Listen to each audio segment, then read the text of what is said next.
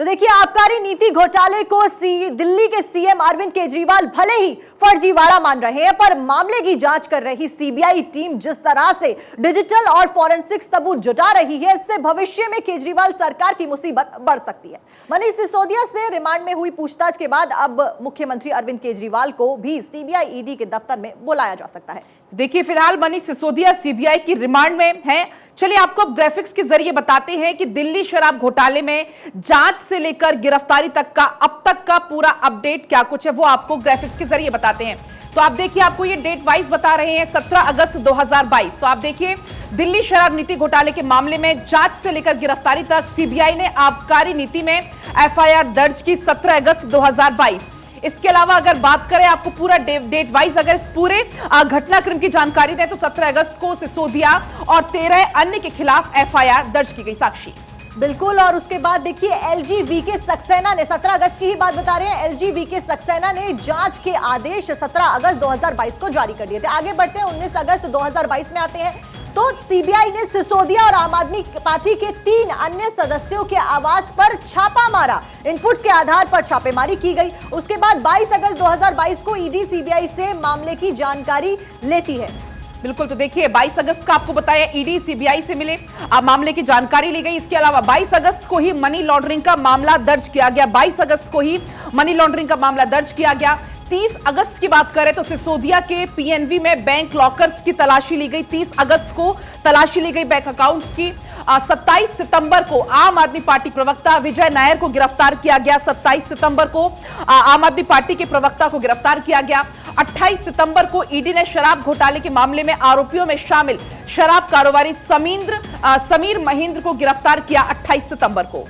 बिल्कुल। और शराब नीति को लेकर लगातार मनीष सिसोदिया की मुश्किलें इसके बाद बढ़ती चली गई और 16 अक्टूबर 2022 की अगर हम बात करें तो सीबीआई ने मनीष सिसोदिया से पहली बार 9 घंटे तक पूछताछ की। उसके बाद कई ऐसे दौर आए जब घंटों तक पूछताछ की गई, लेकिन 9 घंटे पूछताछ की गई। 10 अक्टूबर की डेट आती है 2022 में, सीबीआई ने अभिषेक बोहनपल्ली को गिरफ्तार किया। तो ये मामला लगातार गर्माता गया और गहराता गया। 10 अक्टूबर 2022 की बात कर रहे हैं अब। वह दक्षिण भारत के शराब कारोबारियों की पैरवी कर रहा था, इस कारणवश उसको गिरफ्तार किया गया। उसके बाद देखिए, शराब नीति घोटाले से जुड़ी हम बता रहे हैं कि जांच से गिरफ्तारी तक क्या कुछ हुआ, किस तरीके से जांच हुई, उसके बाद गिरफ्तारी तक कैसे आ गया। 25 नवंबर 2022 आता है, सीबीआई ने 7 लोगों के खिलाफ चार्जशीट पेश की और यह मामला धीरे धीरे आगे इस तरीके से बढ़ता गया। हालांकि देखिए, 25 नवंबर को ही इसमें सिसोदिया का नाम शामिल नहीं था। 25 नवंबर तक सिसोदिया का नाम शामिल नहीं था, लेकिन 30 नवंबर 2022 तक आपको बताएं मनीष सिसोदिया के करीबी अमित अरोड़ा को भी गिरफ्तार कर लिया गया। तो आकर धीरे धीरे गिरफ्तारी का दायरा बढ़ते गया। 30 नवंबर 2022 को ईडी ने तेलंगाना के मुख्यमंत्री के चंद्रशेखर राव की बेटी को नामजद किया। 30 नवंबर 2022। इसके अलावा 14 जनवरी 2023 की बात करें तो डिप्टी सीएम मनीष सिसोदिया के घर ऑफिस पर रेड हुई। 14 जनवरी को डिप्टी सीएम के ऑफिस में रेड हुई। 14 जनवरी को ही सिसोदिया का कंप्यूटर जब्त किया गया। घंटों तक लंबी पूछताछ हुई और रेड हुई। देखिए, 19 फरवरी 2023 की बात करें तो सीबीआई ने सिसोदिया को पूछताछ के लिए बुलाया और पूछताछ के लिए सिसोदिया नहीं गए। उन्होंने देखिए 2023 में उन्होंने कहा कि मैं बजट बना रहा हूं और तमाम ऐसी उनकी तरफ से कही गई चीजें कि किसी और दिन बुलाने की बात उनकी तरफ से की गई, रिक्वेस्ट की गई थी, जिसको सीबीआई ने स्वीकार कर लिया था। पूछताछ के लिए सिसोदिया सीबीआई ऑफिस पहुंचे। 26 फरवरी 2023 को वो पूछताछ के लिए पहुंचे, डेट को एक्सटेंड करवाया था उन्होंने। उसके बाद पूछताछ की गई सिसोदिया से। देखिए, इस बार 8 घंटे तक लंबी पूछताछ की गई। तमाम सवाल जवाब का दौर जो था वो लगातार जारी रहा। 26 फरवरी की हम बात बता रहे हैं। इसके बाद उन्हें गिरफ्तार कर लिया गया और फिलहाल वो पुलिस की गिरफ्त में है। कोर्ट ने सिसोदिया को 5 दिन की रिमांड पर फिलहाल भेज दिया है। तो देखिए, तमाम जानकारी के लिए, अपडेट के लिए सीधा रुक कर लेते हैं संवाददाता अक्षय का। अक्षय, देखिए, अभी हमने क्रमवार पूतना घटनाक्रम बताया कैसे ये गिरफ्तारी की बात आगे बढ़ी, लेकिन देखिए इस बीच तमाम ऐसे बड़े खुलासे हो रहे हैं। अब हाल ही में संजय सिंह ने ट्वीट किया, उन्होंने कहा कि किसी का भी कभी भी किसी भी वक्त कुछ भी हो सकता है। उन्होंने ये भी कहा कि आज मैं बहुत बड़ा खुलासा करूंगा। आखिर ये क्या इंटरनेट वॉर छिड़ा हुआ है?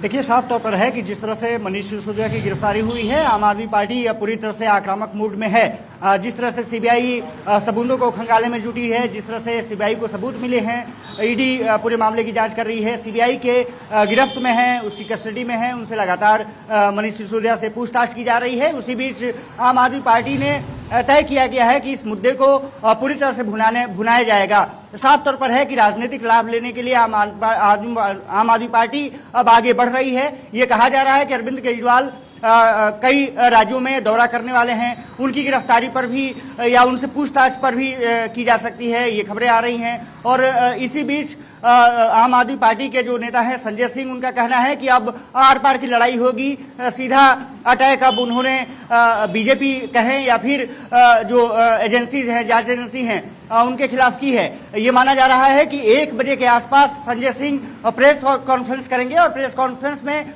खुलासा तमाम करने का दावा कर रहे हैं। साफ तौर पर है कि आम आदमी पार्टी इस पूरे मुद्दे को भुनाने में लगी है। अरविंद केजरीवाल पर भी अब शिकंजा जिस तरह से सीबीआई का कसने जा रहा है, ऐसी खबरें आ रही हैं कि सीबीआई और ईडी उनसे पूछताछ कर सकती हैं। इसी बीच आम आदमी पार्टी 4 राज्यों में अरविंद केजरीवाल को भेज रही है। ये कहा जा रहा है कि एमपी, छत्तीसगढ़, कर्नाटक और राजस्थान का वो दौरा करेंगे। लेकिन जिस तरह से सीबीआई और ईडी आगे बढ़ रही है, जिस तरह से फॉरेंसिक रिपोर्ट खंगाले गए हैं, इसके अलावा कंप्यूटर्स जो खंगाले गए हैं, लैपटॉप खंगाले गए हैं, मोबाइल तोड़ने का जिस तरह से जिक्र है कि 70 से ज्यादा मोबाइल्स को नुकसान पहुंचाया गया है मनीष सिसोदिया के द्वारा और उनके स्टाफ के द्वारा, वो पूरा मसला सीबीआई की जानकारी में है। उनसे लगातार पूछताछ की जा रही है कि आपने मोबाइल क्यों किया। उसके जवाब में जो सूत्रों के हवाले से खबर है कि मनीष सिसोदिया ने कहा कि ये मेरी मोबाइल थी, मैं उसके साथ जैसा करना चाहूं कर सकता हूं। साफ तौर पर है कि मनीष सिसोदिया पूरे मसले को लेकर के सीबीआई के सामने मुंह खोलना नहीं चाहते और वो जानते हैं कि अगर उनका मुंह खुला तो कई बातें निकल के सामने आएगी। लेकिन जो सवाल है वजह भी यही है, सीबीआई जिस तरीके से बार-बार सवाल पूछ रही है, घुमा फिराकर सवाल पूछ रही है, उस पर वो झुंझला रहे हैं और झुंझलाने के पीछे कारण भी लगता है यही है कि कहीं कोई राज निकलकर सामने ना आ जाए। लेकिन सीबीआई का मकसद ही यही होता है कि बार-बार सवालों को पूछा जाए ताकि कोई भी सच अगर छिपा रहा है सामने वाला शख्स, वो निकलकर सामने आ जाए। लेकिन इस बीच अब बार-बार यही बात सामने आ रही है कि पूछताछ में वो सहयोग नहीं कर रहे हैं। जो खबरें आ रही हैं उसके अनुसार यही है कि सीबीआई को वो सहयोग नहीं कर रहे हैं और सीबीआई के जो अधिकारी हैं लगातार उनसे पूछताछ कर रहे हैं। वो रात में भी उनसे कुछ पूछताछ हो रही है, दिन में भी पूछताछ हो रही है और कम से कम 5 बार इंट्रोगेशन उनका लगातार हो रहा है। सीबीआई के 5 अधिकारी इस पूरे मसले में लगे हुए हैं, पूछताछ में लगे हुए हैं। खबर ये आ रही है कि सिसोदिया पूरी तरह से सीबीआई अधिकारियों को नजरअंदाज कर रहे हैं। कई बार उन्होंने घुड़की भी दी है कि सरकारें बदलती हैं, सीबीआई कभी भी विपक्ष के हवाले आ सकती है, सरकार विपक्ष की भी बन सकती है। ऐसे में वो सिर्फ एक पार्टी के इशारे पर काम न करे। साफ तौर पर है कि सुरक्षा एजेंसियों को धमकाने का भी मामला सामने आ रहा है। इसी बीच जिस तरह से संजय सिंह ने ट्वीट किया है कि वो एक बड़ा खुलासा करने जा रहे हैं, अब आर पार की लड़ाई होगी, जो डरेगा वो कायर कहलाएगा। साफ तौर पर है इस मुद्दे को आक्रामक तरीके से आम आदमी पार्टी आर पार की लड़ाई यहाँ पर देखने को मिलेगी। लेकिन एक और बात है, देखिए मनीष सिसोदिया कोऑपरेट नहीं कर रहे हैं, वो एक अलग बात है। लेकिन आम आदमी पार्टी इस वक्त, देखिए इससे पहले मनीष सिसोदिया द्वारा बार बार कहा गया कि मैं तो कोऑपरेट कर रहा हूं और मैं हमेशा से कोऑपरेट करता आया हूं। कहा उनकी तरफ से ये जा रहा है लेकिन कर वो कुछ और रहे हैं, जो सूत्रों द्वारा पता चल रहा है। लेकिन उधर दूसरी तरफ आम आदमी पार्टी लगातार, हमने देखा किस तरीके से उनके द्वारा प्रदर्शन किया गया, प्रोटेस्ट बुलाई गई कि ये जो गिरफ्तारी हुई है वो गलत हुई है। तो ये गिरफ्तारी कितने टाइम तक, ऐसी कोई खबर आपके पास है कि कितने वक्त तक उनको रिमांड में रखा जा सकता है? और देखिए जो कहा जा रहा है कि रिमांड पर एक बार फिर से, क्योंकि 4 मार्च तक वो रिमांड पर हैं और 4 मार्च के बाद रिमांड उसके बाद भी ली जा सकती है। सीबीआई कोर्ट में ये कोशिश करेगी कि रिमांड उन पर एक बार फिर से मांगा जा सके, क्योंकि वो सहयोग नहीं कर रहे हैं। साफ तौर पर है कि सीबीआई के सामने एक बड़ी चुनौती होगी कि किस तरह से उनसे सच उगलवाया जाए। बिल्कुल संजय, लेकिन देखिए जैसे ही ये बात सामने आई कि सीबीआई ईडी के रडार पर, अक्षय जिस तरीके से ये बात सामने आई सीबीआई ईडी के रडार पर कई ऐसे बड़े नेता कार्यकर्ता हो सकते हैं आम आदमी पार्टी के, लेकिन इसी बीच संजय सिंह के द्वारा ये ट्वीट सामने आया। बड़ा सवाल है आखिर इस पूरे मामले में कितने और किरदार सामने आने वाले हैं। तो देखिए अक्षय हमारे संवाददाता लगातार बने हुए हैं और जिस तरीके से अपडेट आपको कर दें कि जानकारी के मुताबिक कुछ देर के बाद प्रेस कॉन्फ्रेंस के जरिए हो सकता है कुछ बड़े खुलासे करें, क्योंकि आज संजय सिंह के द्वारा आम आदमी पार्टी से सांसद है, उन्होंने ये ट्वीट भी किया कि आज मैं कुछ बड़ा खुलासा करने जा रहा हूं।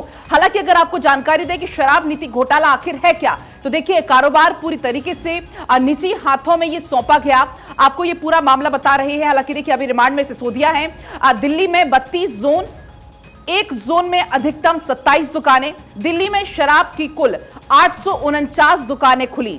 इसके अलावा नई पॉलिसी में माफिया राज को खत्म करने का तर्क दिया गया था।